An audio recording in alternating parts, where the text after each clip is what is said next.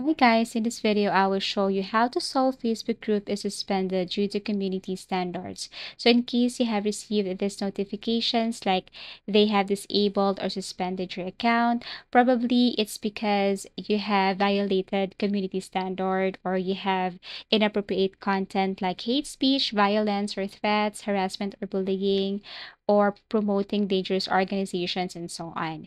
So the very first thing you should do here is you have to click your profile at the top right corner, and then you have to look for your page setup. Here in page setup, you have to look for page status, and you will see here all of the warnings and the status of your page, if it's at risk or if it's suspended and so on. Now, in order for you to solve this, what you're going to do is you have to go to your extensions, manage extensions, and you have to make sure that you have turned on developer mode.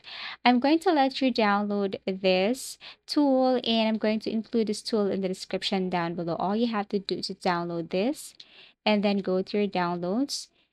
Now you have to extract this file because this is a zip file. So you have to extract this to convert this into one folder. And then what you're going to do with that folder is you have to drag that folder to your extension. Okay, so once you extract this, locate the folder and then move the folder to your extensions. And that's the reason why I told you earlier that you need to turn on this developer mode. So this is what it looks like. Now go to extensions and pin this one. And this is what it looks like. So what you're going to do here is you have to paste your URL or page URL. So let me go back to my page and then copy this link right here, paste it in this tool.